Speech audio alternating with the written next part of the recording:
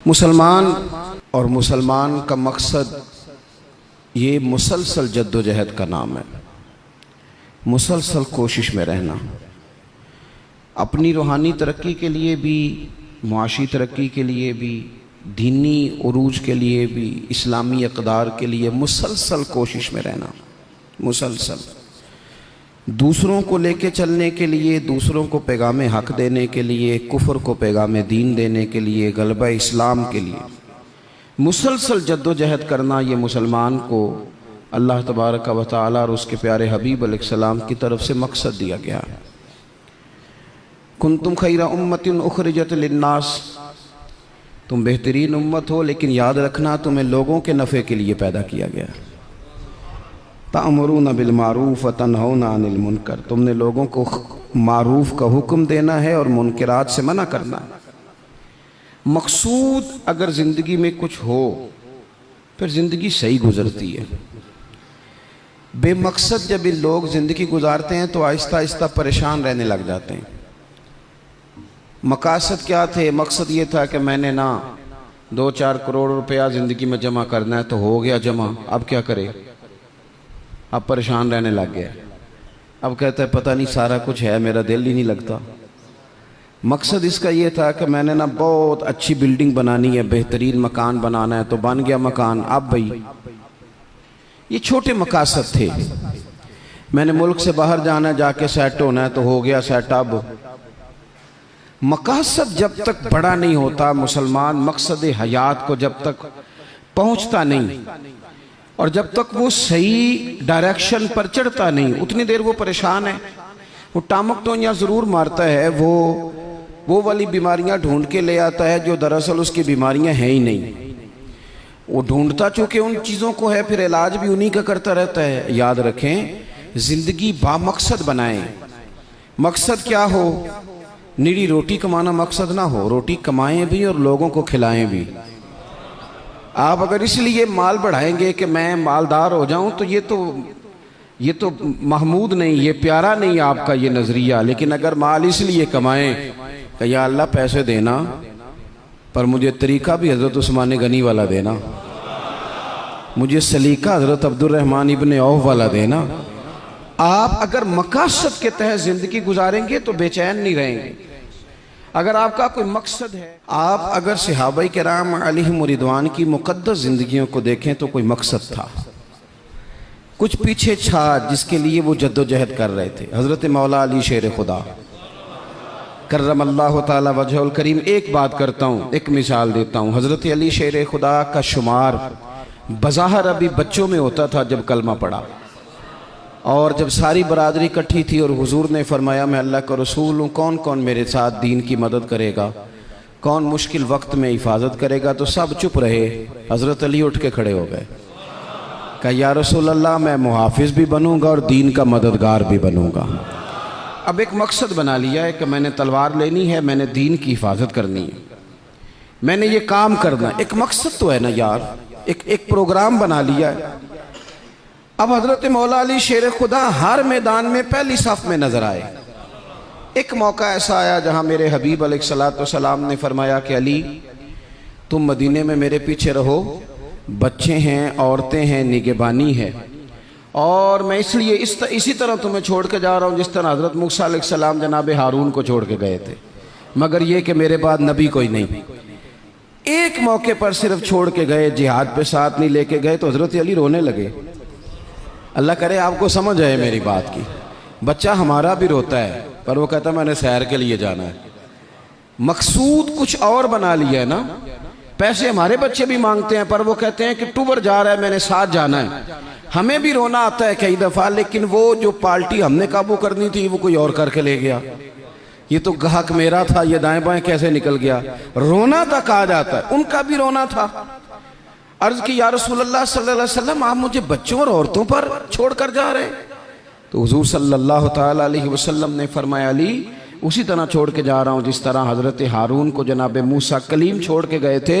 بھائی ایک مقصود تھا کہ میں نے میدان میں رہنا ہے، ایک ارادہ کیا تھا، ایک پروگرام بنایا تھا، پھر ساری زندگی وہ میدان میں رہے۔ ان کو جب خنجر لگا نا کوفے کی جامع مسجد کے قریب، تو بندے کو تکلیف ہوتی ہے تو وہ ہائے کرتا ہے، بیٹے کو آواز دیتا ہے، نصیحتیں لکھواتا ہے، لیکن مولا علی کو خنجر لگا تو کیا کہتے ہیں؟ کہتے ہیں فزت برب الکعبہ، لو بھائی لوگو رب کعبہ کی قسم آج میں کامیاب ہو گیا ہوں۔ ایک مقصود بنایا تھا نا، آج میں اس مقصود تک پہنچ گیا ہوں۔ یار کوئی مقصد تو ہو۔ لو سنو بات، بخاری میں موجود ہے، ایک خاتون تھی جو مسجد نبوی شریف میں جھاڑو دیتی تھی۔ مشکل کام ہے؟ چلیں آپ بتائیں مجھے، مسجد کے اندر جھاڑو دینا آسان ہے کہ مسجد کا صدر بننا آسان ہے؟ نہیں، صدر بننا ہی سوکھا دے، اس لیے کہ صدر بن کے کرنا کچھ نہیں، نہ آرڈر ہی جاری کرنا ہے، اللہ ماشاءاللہ اچھے لوگوں کی بات نہیں کرتا۔ اس لیے اچھا زیادہ اجر والا کام تو یہ نا کہ اللہ کا گھر صاف کیا جائے۔ میں نے تو علماء سے کئی جگہ کہا ہے کہ اس عہدے کا نا آپ کوئی نام بدل دیں، اس سیٹ کا نگران کر دیں، سرپرست کر دیں، کیونکہ جب صدر آپ کہہ دیتے ہیں نا تو صدر پاکستان کا سب سے بڑا آئینی عہدہ ہے، اور صدر اگر با اختیار ہو تو پہلا کام اسمبلیاں توڑنے کا کرتا ہے، تو پھر مشکل ہو جائے گی۔ ایک خاتون مسجد نبوی شریف میں جھاڑو دیتی تھی، کوئی مقصد تو ہے نا یار، یعنی جمعے والے دن میں نے جھاڑو دینا ہے، کوئی مقصد تو ہے۔ میں نے یار اللہ کے گھر، اللہ کا گھر سمجھ کے، کمیٹی کی مسجد سمجھ کے نہیں، محلے کی مسجد سمجھ کے نہیں، رب کا گھر سمجھ کے میں نے یار وہ واش روم صاف کرنے ہیں جن کے اندر لوگ گزرتے ہیں اور نماز کے لیے اپنے آپ کو تیار کر کے لوگ وضو سے فارغ ہو کر کے آتے ہیں۔ ایک مقصود ہے، ایک ارادہ کر لیا ہے، کوئی پروگرام تو ہو، ایسے محمل فضول وقت گزرتا جائے۔ یعنی ہمارے ہاں نا کچھ لوگ کہتے ہیں میں بور بڑا ہوتا ہوں۔ آپ نے ناراض نہیں ہونا، میں سینکڑوں اور ہزاروں لوگوں کو جانتا ہوں جو ان سے پوچھنا کیا کر رہے ہیں تو کہتے ہیں ٹائم پاس کر رہا ہوں۔ تو میں کہتا ہوں آپ نے ٹائم کو بالکل فضول سمجھ لیا ہے۔ کیا سمجھتے ہیں آپ زندگی کے لمحات اتنے فارغ ہیں؟ اور نبی پاک صلی اللہ علیہ وسلم نے فرمایا دو نعمتیں ایسی ہیں جن کے بارے میں بہت سارے لوگ دھوکے میں۔ دو نعمتیں کہا حضور نے، نعمتان، دو نعمتیں ایسی ہیں جس کے بارے میں لوگ دھوکے میں پڑ گئے، انہیں سمجھ نہیں آئی کہ ہمارے پاس نعمت، یا رسول اللہ کون سی؟ حضور نے فرمایا ایک صحت اور ایک فرصت، ایک صحت اور ایک فرصت۔ اللہ نے فارغ وقت دیا تھا کہ بہت سارے قرآن پاک پڑھ سکتا تھا، درود پاک پڑھ سکتا تھا، کوئی کام کر سکتا تھا، لیکن بس اس چوک میں گزر گیا، اس گلی میں وقت گزر گیا، فلانے کی باتیں کرتے وقت گزر گیا، میلوں ٹھیلوں میں گزر گیا، شغل میلوں میں گزر گیا، کوئی ٹھنڈے علاقے کی سیر میں گزر گیا، جو بچا تھا وہ موبائل پہ گزر گیا، بیت گئے اوقات ہمارے۔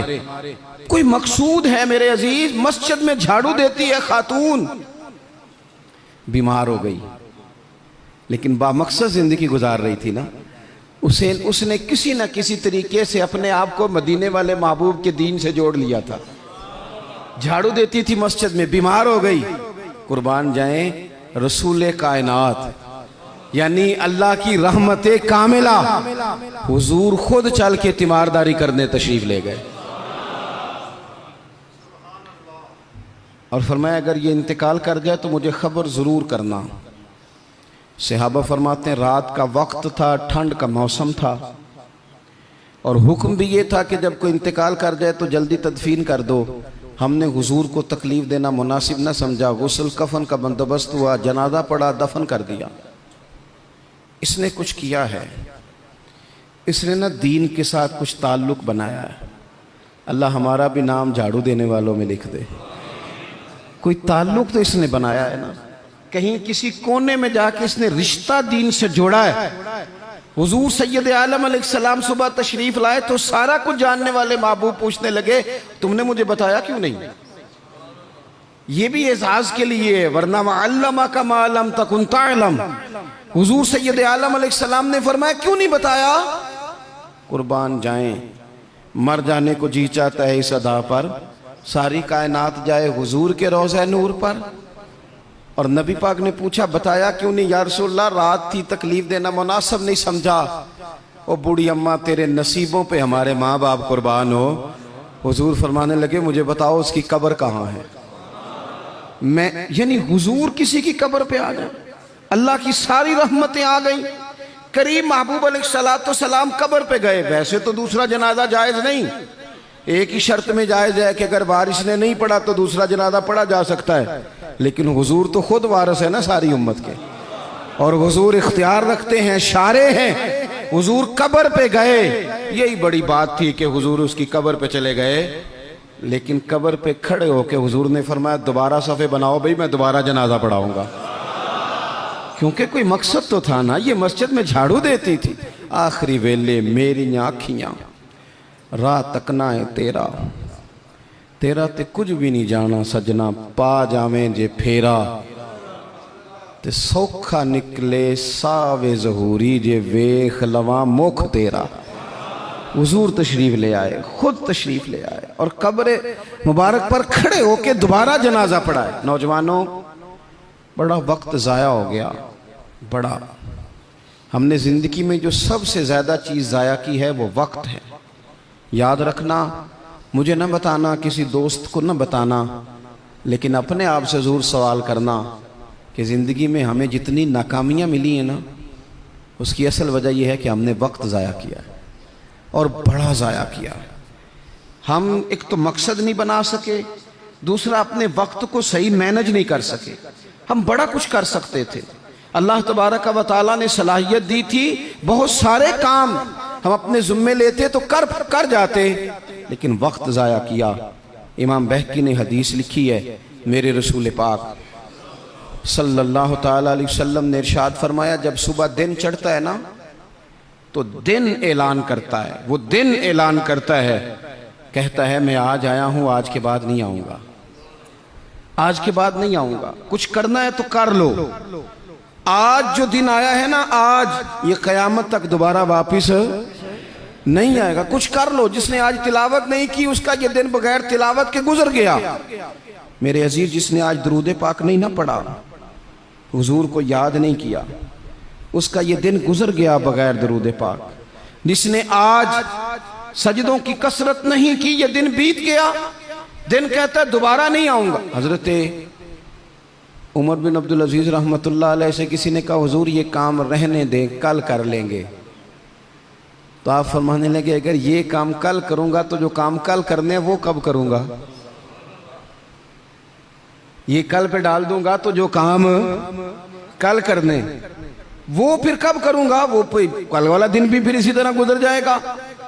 39 سال عمر پائی حضرت عمر بن عبدالعزیز نے. کتنی؟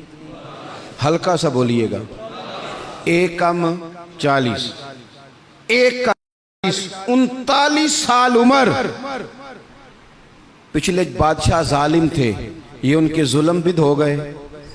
عوام کے ساتھ بڑی جگہ پہ وہ خیر نہیں کر پاتے تھے, جناب عمر وہ خیر بھی کر گئے. حضرت عمر بن عبدالعزیز رحمۃ اللہ علیہ سارا حکومت کا نقشہ بھی بدل گئے.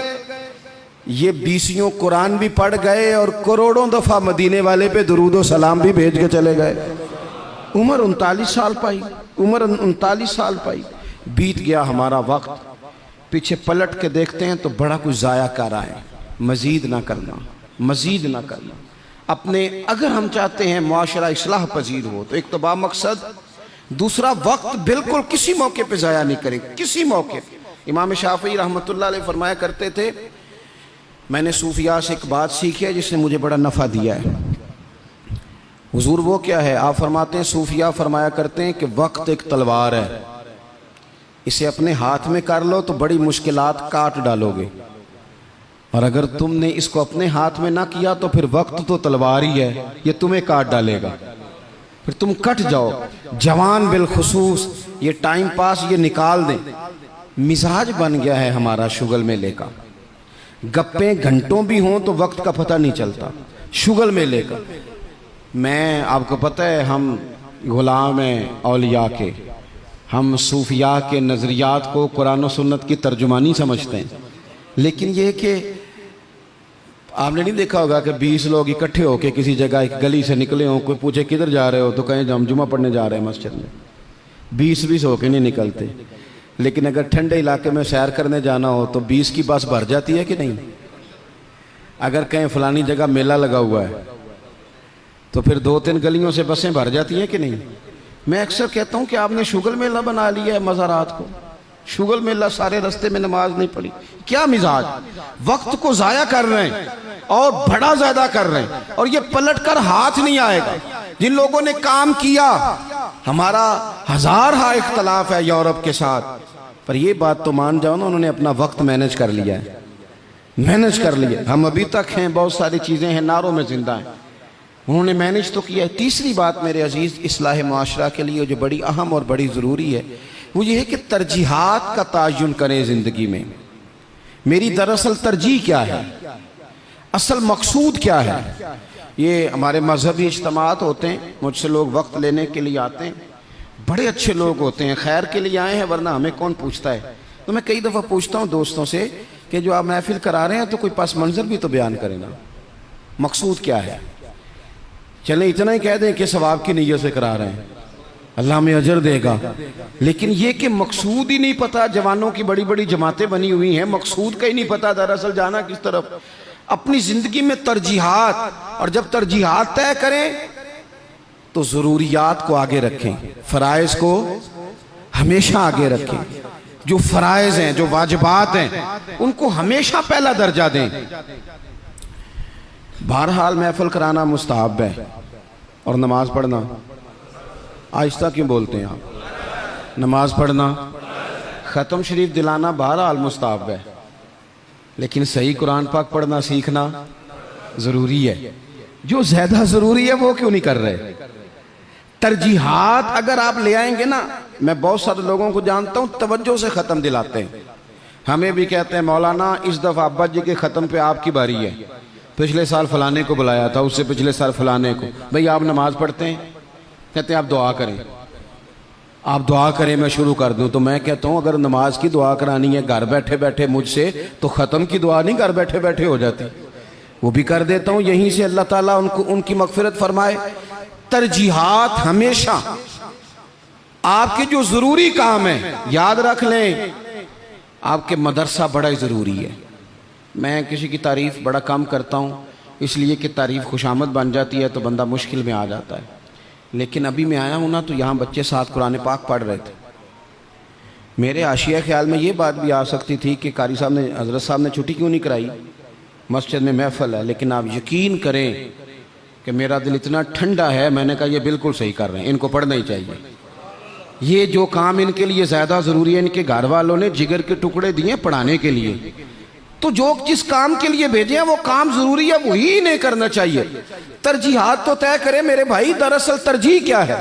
حضرت طلحہ رضی اللہ تعالیٰ عنہ فرماتے ہیں ایک بدو حضور کی بارگاہ میں آیا, سادہ بندہ, بال بکھرے ہوئے, حالت بڑی پراگندہ, مشکات میں حدیث ہے.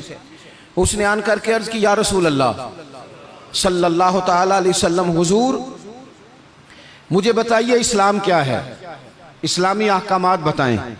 تو حضور نے کلمہ شہادت کے بعد فرمایا کہ وقت پر نماز پڑھنا, دن اور رات میں 5 نمازیں تیرے اوپر ضروری ہیں. اس نے عرض کی حضور کچھ نفل بھی پڑھوں؟ تو فرمایا اگر تو اپنی طرف سے پڑھے تو بڑا ہی اچھا ہے. اس نے کہا, اس کے بعد فرمایا سال میں 1 مہینے کے روزے رکھنا.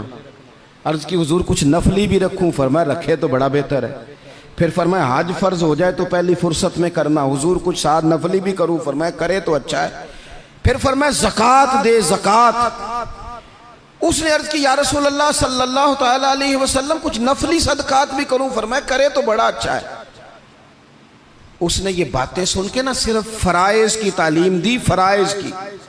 آج جو خطیب مجھے اور آپ کو نکتے سنائے ہم توجہ سے سنتے ہیں, اور اگر فجر میں امام صاحب وضو کے مسئلے بتائیں تو کہتے ہیں ایڈا عالم ہی نہیں. عالم تھے اسی جن نے کل بڑی اچھی تقریر کی تھی.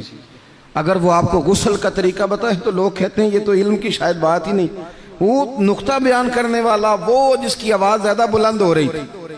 آواز بلند ہونا زیادہ ضروری نہیں ہوتا, دلائل بلند ہونا ضروری ہوتا ہے. آپ کی دلیل کتنی مضبوط ہے یہ زیادہ اہم ہے. تو اللہ کے محبوب علیہ السلام نے فرمایا فرض نماز پڑھ, زکوٰۃ دے, رمضان کے روزے رکھ, حج کر. حضور سید عالم صلی اللہ تعالیٰ علیہ وسلم نے یہ ترجیحات بتائیں. وہ شخص پتہ ہے حضور سے کیا کہتا ہے؟ کہتا ہے یا رسول اللہ جو میں نے آپ سے سنا ہے نہ کمی کروں گا نہ اضافہ کروں گا. گویا وہ مان گیا کہ میں ترجیح دوں گا فرائض کو. تو رسول پاک صلی اللہ علیہ وسلم نے فرمایا صحابہ کی طرف دیکھ کے فرمایا اگر یہ جو کہہ رہا ہے اس پہ ڈٹا رہا جو اس نے کہا ہے اگر وہ سچ کیا اس نے تو فرمایا پھر یہ بندہ کامیاب ہو جائے گا، پھر یہ فلاح پا جائے گا۔ آپ ترجیح ہمیشہ اہم کام کو دیں۔ میں جو بات کرنے لگا ہوں میرے علماء اس کی ذمہ داری لیں گے۔ آپ سے یہ نہیں پوچھا جائے گا کہ آپ نے مزار پہ چادریں کتنی ڈالی ہیں، یہ ضرور پوچھا جائے گا کہ ماں باپ کی خدمت کی کہ نہیں کی۔ تو جو ترجیح ہے مزار پہ چادر ضرور ڈالیں، منع نہیں، پر یہ کہ وہاں وقت پہ جانا، وہاں ڈیوٹی ٹھیک کرنا اور اماں ابا گھر میں پریشان ہو۔ رسول کائنات صلی اللہ علیہ وسلم کی خدمت میں ایک صحابی حاضر ہوئے، عرض کی یا رسول اللہ صلی اللہ تعالیٰ علیہ وسلم میں ایک مسئلہ دریافت کرنے آیا ہوں۔ میرے دوستو پتہ ہمیں کیا ہوا ہے، ہم نے نا باہر وقت بہت زیادہ دیا ہے، اور جو ہمارے گھر کے اندر ہماری ذمہ داریاں تھیں نا، ہمارے بچے، ہماری بیوی، ہمارے بہن بھائی، ان ذمہ داریوں سے نا ہم نے جان چھڑائی ہے، الا ماشاءاللہ کچھ لوگوں نے۔ بچے کو چارج کیا، بچہ تنگ کر رہا ہے، لگا دو گیم موبائل پہ، چلو ہماری جان چھوٹی، وہ جانے اس کا کام جانے۔ آپ اگر 10-15 منٹ بچے کو دیتے وہ آپ سے کھیلتا، وہ مانوس ہوتا۔ آپ کہتے ہیں میں بڑا مصروف ہوں، اور بھائی تو اتنا مصروف تو نہیں جتنے مدینے والے محبوب مصروف ہیں۔ لیکن رسول پاک کے تو کندھوں پہ امام حسن چڑھ کے سواری کیا کرتے تھے، حضور کی تو گود میں امام حسین کھیلا کرتے تھے۔ حضرت ابو ہریرہ کہتے ہیں میں نے دیکھا ہے کہ حضور نے ان کے بازو تھامے، انہوں نے پیر پہلے حضور کے مقدس قدموں پہ رکھے، پھر انہوں نے اپنے قدم مبارک حضور کی مبارک پنڈلیوں پہ رکھے، پھر ٹخنوں پہ رکھے، پھر پیٹ پہ رکھے، پھر حضور کی زبان چوسنی شروع کر دی۔ تم کیوں وقت نہیں دے رہا اپنے بچوں کو؟ کیوں نہیں ہم وقت دے پاتے اپنے نواسوں کو، نواسیوں کو، پوتوں اور پوتیوں کو؟ وہ جو ہمارے لیے ضروری تھا وہ ہم سے مانوس ہونے کی بجائے کسی بد عقیدہ سے جا کے مانوس ہو جاتے ہیں۔ پتہ تب چلتا ہے جب سارا عقیدہ بگڑ جاتا ہے۔ اپنے گھر کے اندر جو ذمہ داریاں ان کو ترجیح دیں۔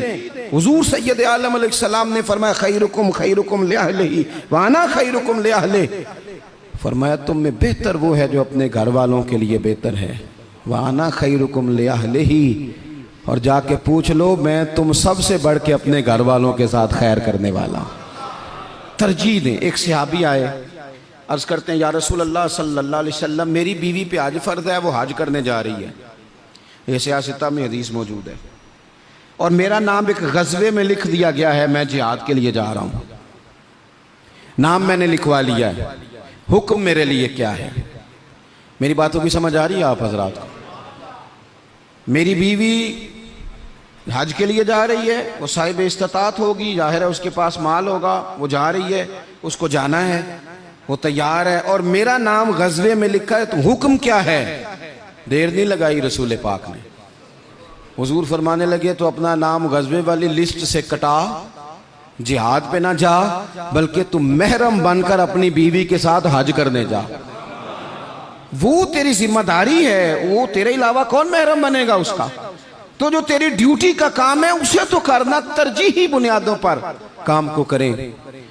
4 باتیں ہو گئیں، ایک بات آخر میں 5ویں، ہم نا بہت ساری چیزوں کی اصلاح کرتے ہیں، لفظ بھی کئی دفعہ تراش لیتے ہیں، جملے بھی بڑے اچھے ترتیب دے لیتے ہیں، لیکن آہستہ آہستہ نا ہمارے لہجے سخت ہو گئے۔ ساری توجہ لفظوں پہ نہ دیں، کچھ لہجوں پر بھی دیں۔ لہجہ جو ہوتا ہے نا انسان کا، لہجہ یعنی بیٹے کو آواز دی، ابا جی نے کہا بیٹا، اس نے کہا جی ابا جی کیا مسئلہ، حکم کریں، ابھی تو میں گیا تھا۔ اس میں جملہ گستاخی والا کوئی بھی نہیں، پر لہجہ گستاخی والا ہے۔ ابا جی کیا حکم ہے، کوئی گستاخی ہے اس لفظ میں؟ ابھی تو میں یہاں سے گیا ہوں، کوئی گستاخی ہے؟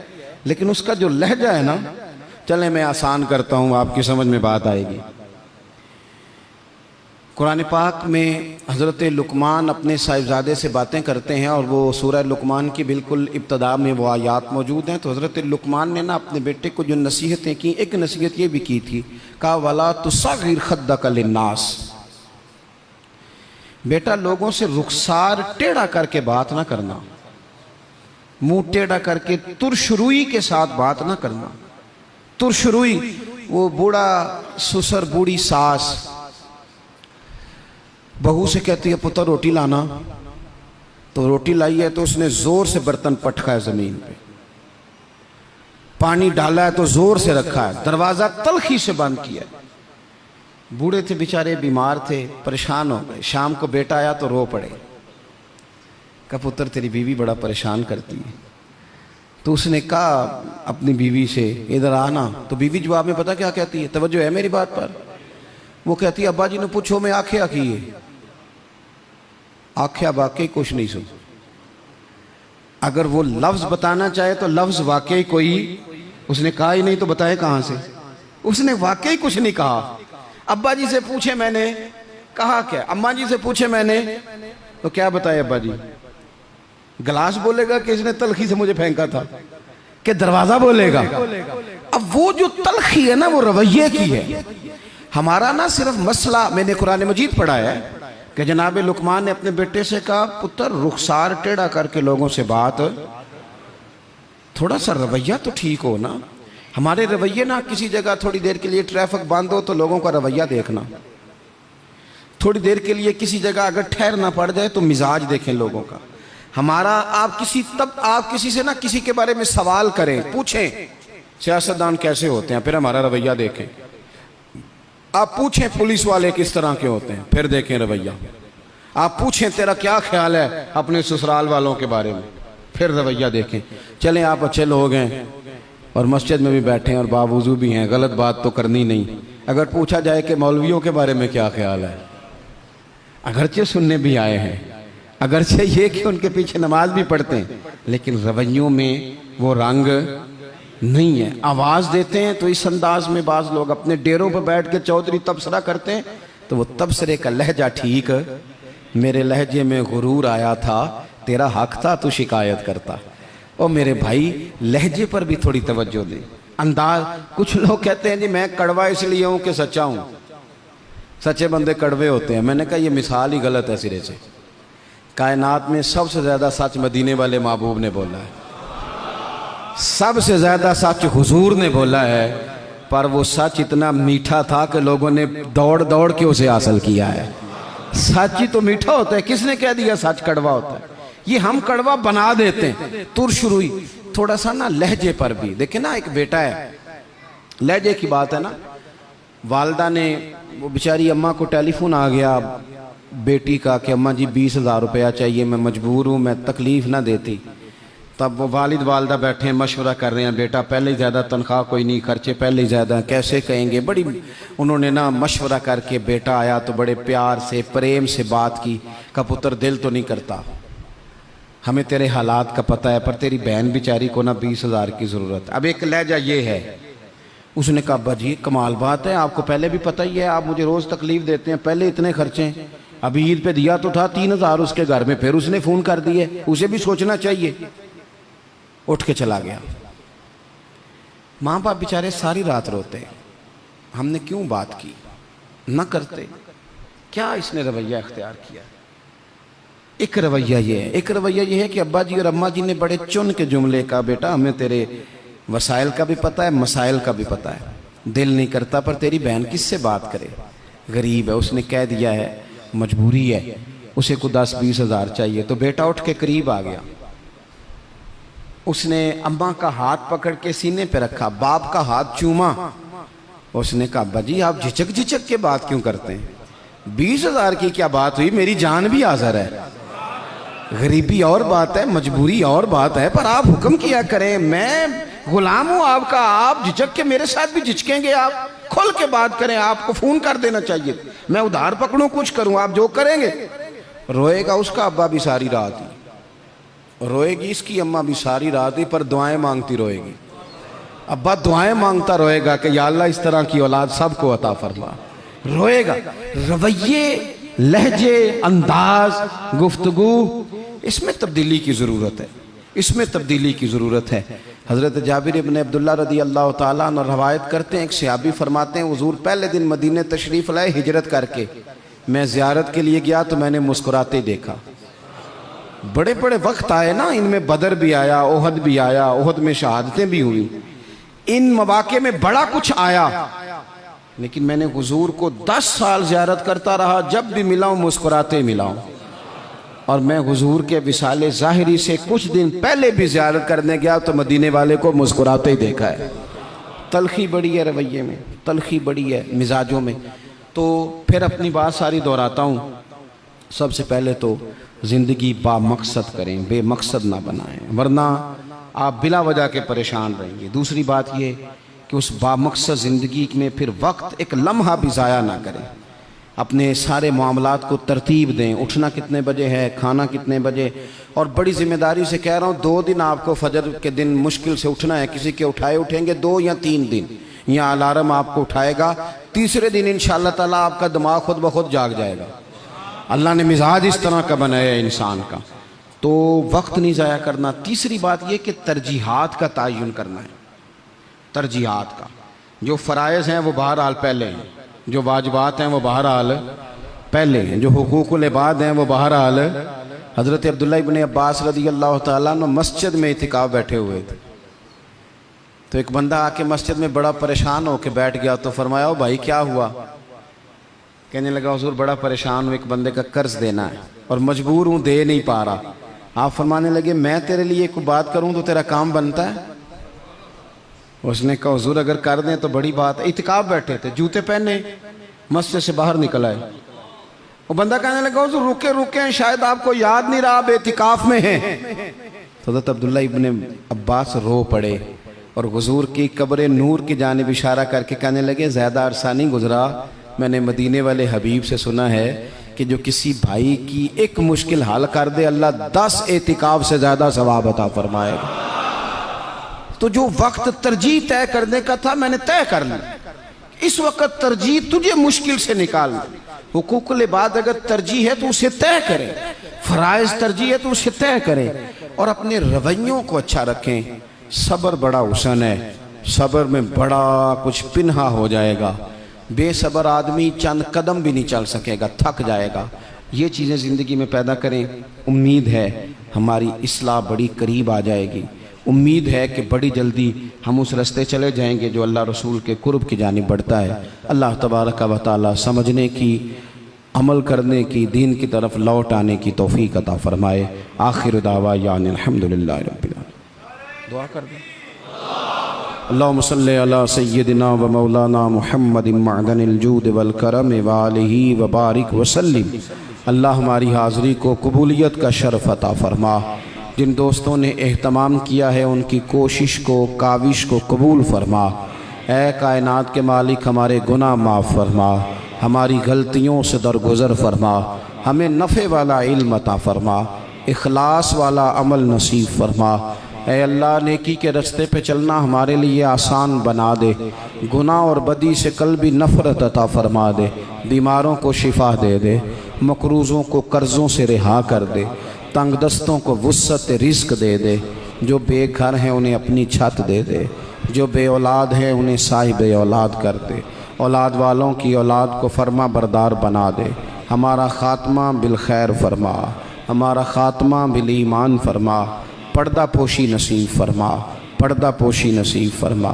رب اغفر وارحم وانت خیر الراحمین، وصلی اللہ تعالی علی حبیبہ سیدنا و مولانا محمد۔ السلام